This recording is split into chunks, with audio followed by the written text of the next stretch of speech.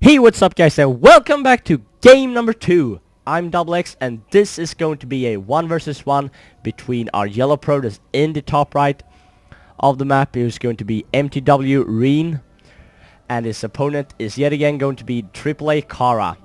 Kara managed to win the first game pretty convincingly with a lot of stock pressures, and Reen tried to 4-gate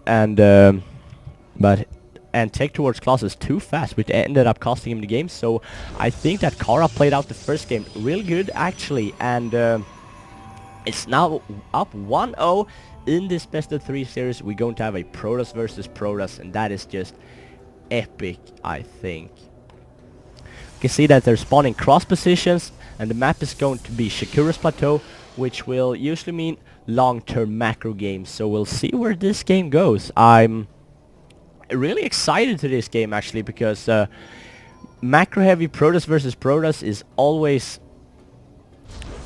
fun to watch, I think. And we can see that Reen is opting to get his structures close to his mineral line, which will allow them to build faster and not as much lost mining time. But Kara is going to get his buildings up front. It's not a huge difference, but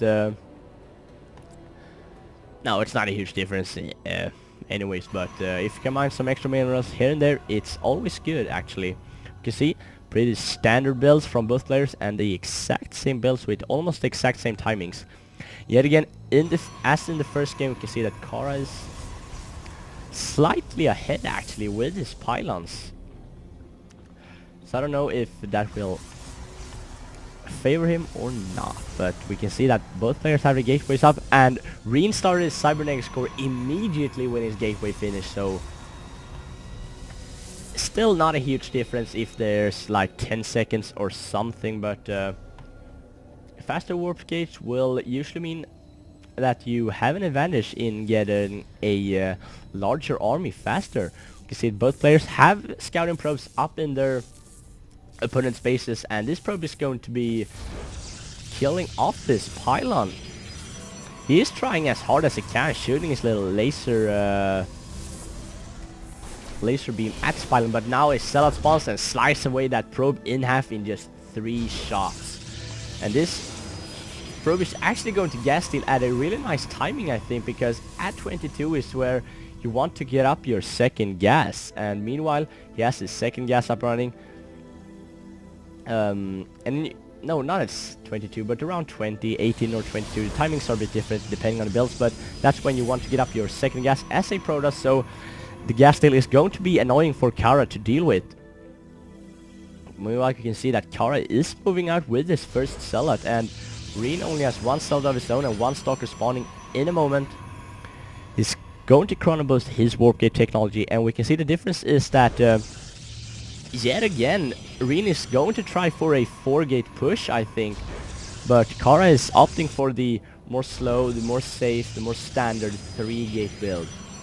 But he might change that as soon as he scouts up in Reen's space, if he managed to get up a unit there.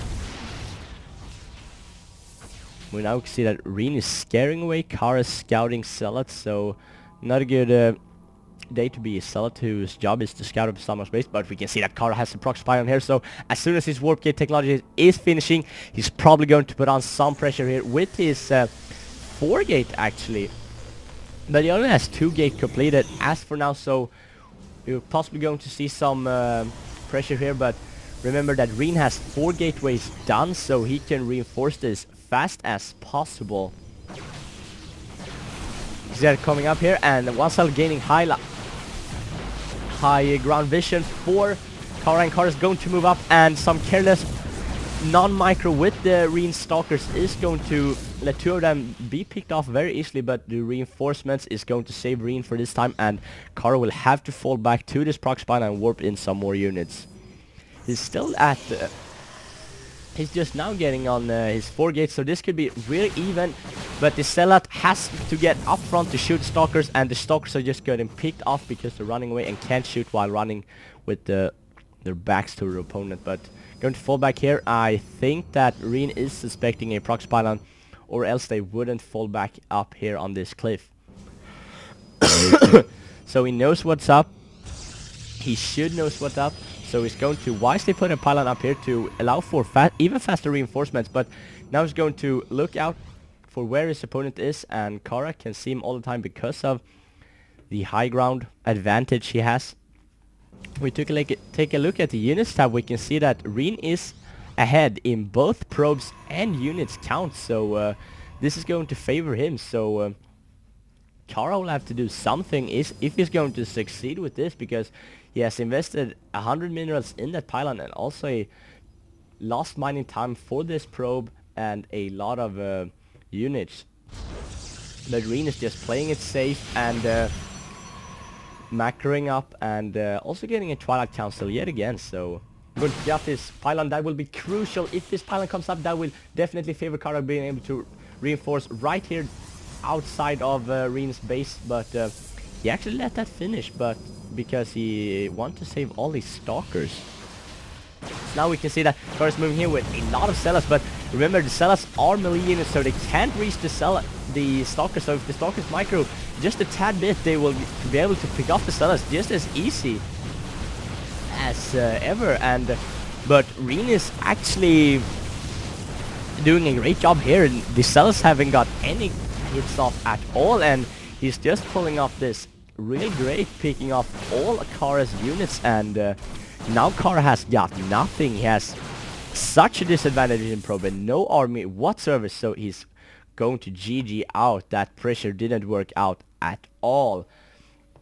And I think he pushed at the wrong time, and I don't think he should have pushed at all, but it's hard for him to know that his opponent actually had a 4-gate up when he pushed off 2 down gateways and 2 more warping in, so but Reen keeping his cool and playing out a good game and winning. So it's 1-1, and stay tuned for game number 3 in this best of 3.